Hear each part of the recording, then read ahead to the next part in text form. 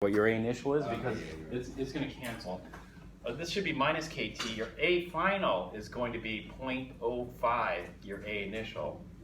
And so the A initial cancels, and then we should be able to figure it out. 305 seconds. 305 seconds. Oh, that's a pretty fast reaction, I think. So over 95, at least 95. How long would it take 100% for first order? How long would it take 100% reaction for first order? Forever, right?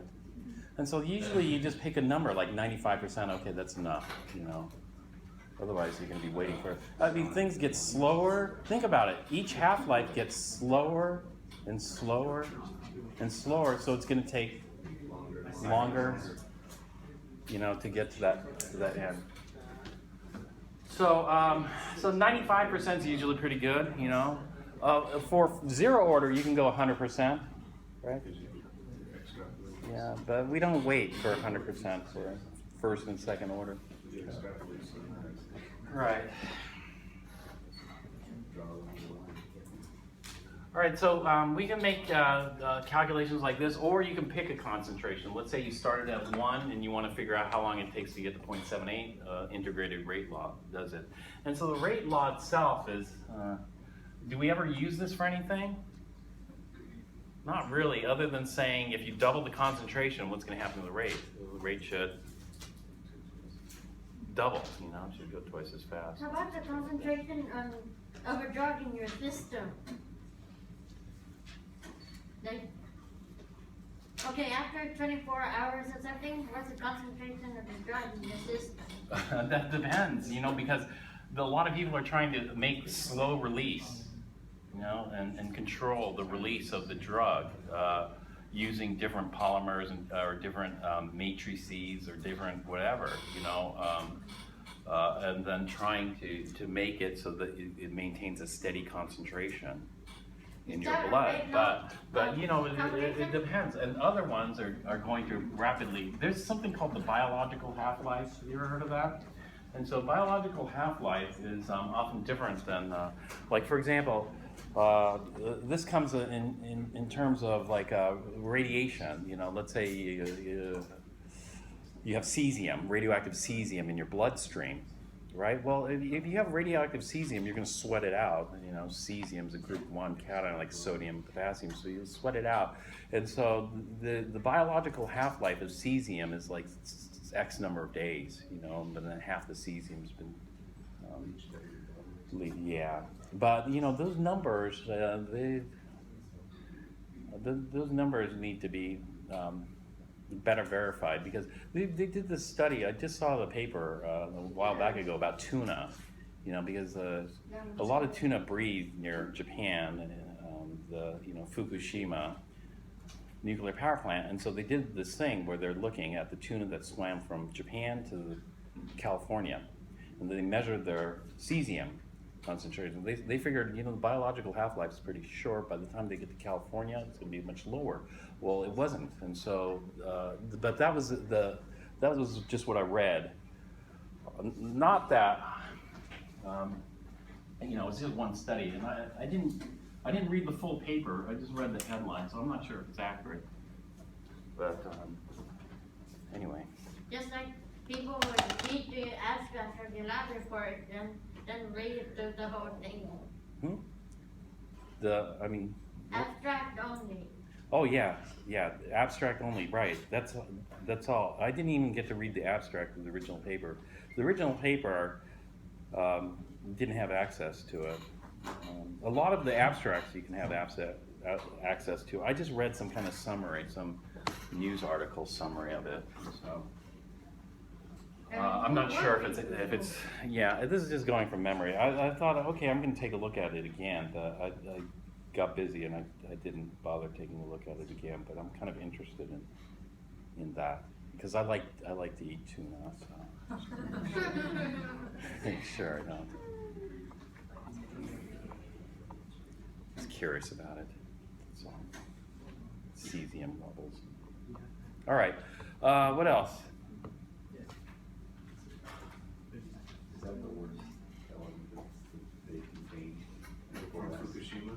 Well, you know, it's one of the worst ones because they're saying, you know, because your muscles rely on, you know, ions like that. You know, What we have ions? this like potassium ions, sodium ions, and that kind of stuff. And so they're saying, that, you know, they're saying that too much radioactive cesium causes heart damage because your heart's biggest muscle, or something like that. But you know, we're going to get to chapter 25, which is nuclear eventually. How come the chemical formula of many muscles do not know? The chemical formula of many what? Many muscles. Metamucil? Yes. Metamucil, the fiber? Yes. Yeah. That's Metamucil is probably proprietary. They probably, I'm sure they know, it's just a mixture, isn't it? It's a mixture of fiber, which is probably just cellulose or wood or something they put in there, something like bran or I don't know. Tree bark. Right. Because I was mixing it up, and I'm like, that sounds like It's the same thing with Coca-Cola, you know? It's a secret formula, or the Krabby, whatever they call that, the Krabby formula, right? It's one of those things, but if somebody, or the you know, the Kentucky Fried Chicken spice recipe or something like that, you know, it's not unknown because you can't figure it out. It's unknown because they try to keep it a secret, I think. Right? It can be figured out by experiment. Yes, you could easily figure it out by experiment. You know, if somebody wanted to put the effort into it. Although there's some natural products that are very difficult, and then you know there's another interesting thing, and that is how things interact with each other. And so you know, is it just one thing that you're looking at, or is it a collection of things that are? Then when you have a collection of things, you know, how does that impact? You know, biological systems. So there was a very interesting talk. They're showing that, you know, how a drug cocktail, you know, how the drug cocktail is much more powerful than the individual drugs themselves because of how they work together. Drug and cocktail. Well, it's not. I mean, it's not a cocktail drink. It's just a mixture. I know. What happens if you mix barbiturates with alcohol? Well, that's a drug cocktail. That's a true drug cocktail. I don't know. I think you just fall asleep or something, or maybe permanently fall asleep. Barbiturates, alcohol, and marijuana. Chill. But well, anyway, Scott's question, was that the worst thing? No, I think there's much. I mean, there's like plutonium, right? Into the ocean? Yeah, because so much, you know, leaked into the ocean. Coming out of that place too. Like, have you seen the flowers around Fukushima and stuff like that? They're like flowers, but they're like cleared it out. So they don't fully like fold out into a whole flower. They make like a triangle. You know, the thing is that a lot of people say, oh, this. You know, you hear it's kind of funny because you hear a lot of stuff. So, for example, you hear that plutonium. It's a heavy atom, so you know it doesn't diffuse very far. But you know, how heavy is a single atom? You know, is it heavier than a piece of dust? No, it's way lighter than a piece of dust. You know, and then you know, there have been lots of past studies about mercury. You know, the mercury levels on the west coast of the U.S. are fairly high when. Like, for example, you know, they're recycling metals in China or something and burning it into the air. You know, the mercury gets transported to California, and so it's easy to transport, you know, small clusters. And so, plutonium is one of the worst. It was interesting because, well, what makes plutonium so bad? Plutonium is an alpha emitter, and then did you hear about the two Russian journalists in L.A.? Who were poisoned with polonium, and then there was the spy or whatever, the spy story in the UK. Those the journalist who was with a polonium-laced tea, right? Yeah, so that's alpha. That's like you know, plutonium. Plutonium itself is just a heavy metal, so chemically it's not very toxic. It's like, you know, lead or whatever else, but it's an alpha emitter, and then if it gets lodged, well, there are other alpha emitters too, like radon, an alpha emitter. Radon's especially dangerous because if you inhale it, you know, then you know, your soft, whatever tissue, whatever they call that, can be damaged. You know, your skin. When I took biochem, I need to update this number. Maybe some biologists know the number, but when I did it, in the UV, you know, the ozone layer was thicker when I took biochem. But when I took biochem, they said that they said that the DNA in your skin gets cleaved at least 200 times a day. Wow, from UV rays. And so the UV rays come, they break a bond, and it gets cleaved, but then enzymes come in, repair enzymes come in and fix the damage. And so alpha radiation on your skin is no problem. Is when it's internally ingested, then that's the problem, because those cells don't have repair enzymes to fix the damage, like your lung tissue, right? And so those are bad. Not as good. Strontium is bad because strontium gets incorporated, radioactive strontium gets incorporated into your bone. Iodine's not good because it gets incorporated into your thyroid. How about barium? That's it. They use that all the time for MRIs and stuff. It can't be that bad. No, barium is toxic, but you know, barium sulfate is. If you have barium sulfate, it's not very soluble. So you can drink barium sulfate, but you wouldn't want to drink barium nitrate. Well, why do you go diarrhea after the barium and alpha? Why do you go diarrhea after a CT scan? I don't know. Because after they take the pictures, they don't want to keep it in. You should ask it. Yeah, it probably really messes up with your digestive, at least initially. Barium. That's a deep infection. They use you know, they use iodine. I had a CT. I did take barium cocktail once, but then that was no problem. I didn't have any issues with diarrhea or anything like that.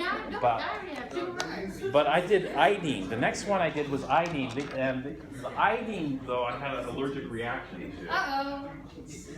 Why? You know, iodine and barium, those are good imaging agents. Why? You know, iodine and barium are good imaging agents because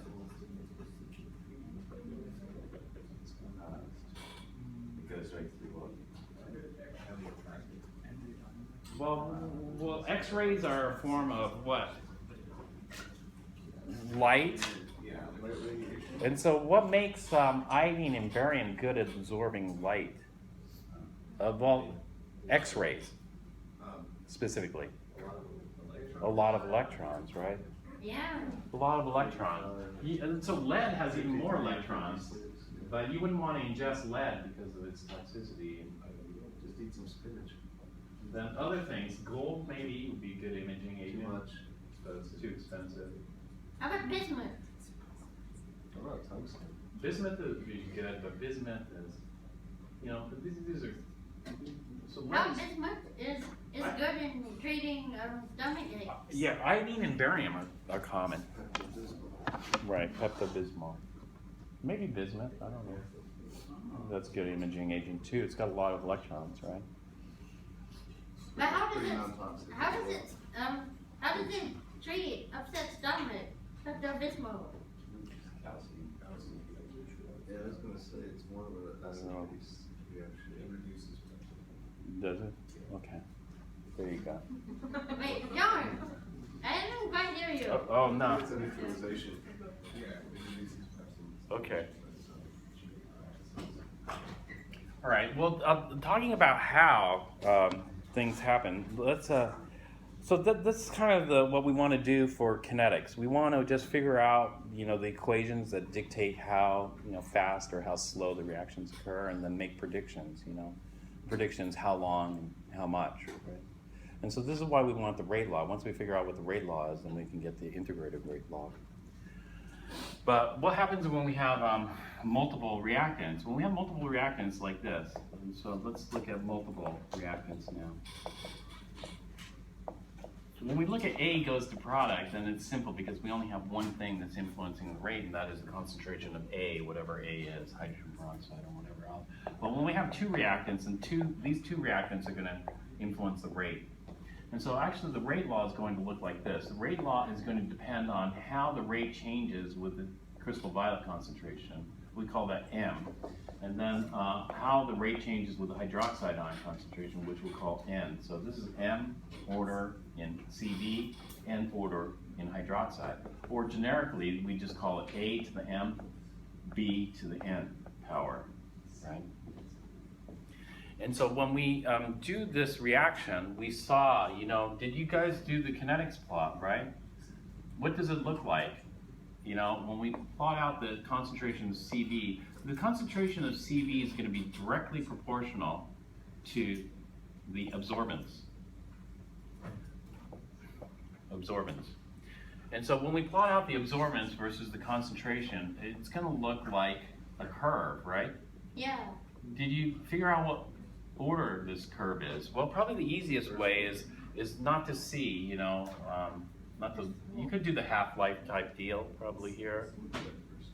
It looks like first order, doesn't it? It's straight line. It is first order because the ln of A versus the ln of CV versus T plot is linear, correct? Pretty linear. And it should give you an R squared closest to 1. Is that what you guys observed? Yeah, so this looks like first order. Excuse me, what happens if my data is linear and curved at the same time? It's pretty difficult to determine the order. Yeah, I'll look at it. I'll take a look at your data, computer lab. I'll take a look at it. When are we gonna graph it though? I'll look at it tomorrow. How about that at the beginning of lab? You show it to me. Wait, what lab are we gonna do tomorrow? Computer lab. Officially, I have strength of acids, but we don't have enough time for strength of acids, so you just finish out your titration or your kinetics, right?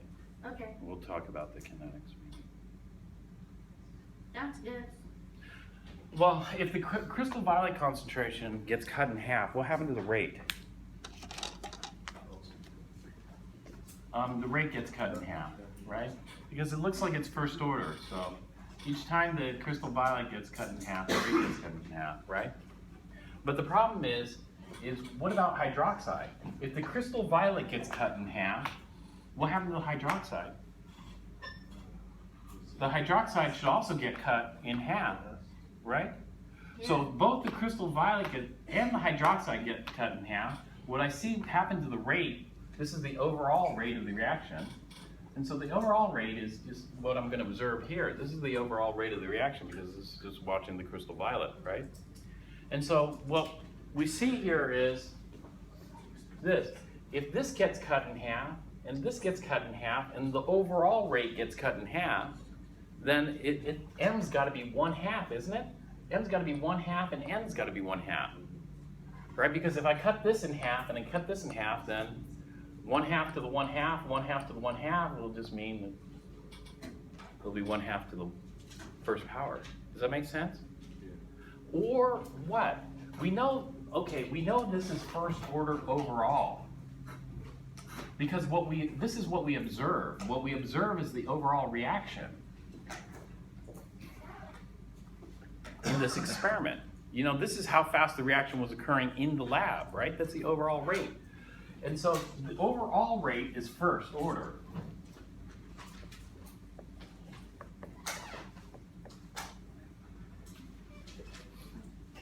The overall rate? Yeah. And so what is M and M? And so what we have is we have two unknowns. That is M plus N must equal 1. Give me first order overall. And so this is the complication of multiple reactants. If we have a single reactant, then no problem, you know, right? But when we have multiple reactants, then it's a problem. And we saw what happened with multiple reactants earlier. remember this? This data table here. If we look at A, keep it constant, we double B, the rate quadrupled. So it was second order in B, then we keep B constant, double A, and it doubled. So it was first order in A, second order in B. What happens when we double both? Then it went up 8-fold. Or if we have these concentrations and we cut them in half, both of them in half, the reaction slowed down 8-fold. And so overall order is dictated by both of the reactants, right? The problem is we got to figure out, what is it? You know, is it first order in CV and zero order in hydroxide? Or is it zero order in CV and first order in hydroxide? Or is it half order in both? Or some other combination, like second order in CV and -1 order in hydroxide? -1 order? How is that even possible? A -1 order is when you build up the product and then it pushes the reverse reaction as you build up more and more product. Okay, let me stop here because I'm out of time.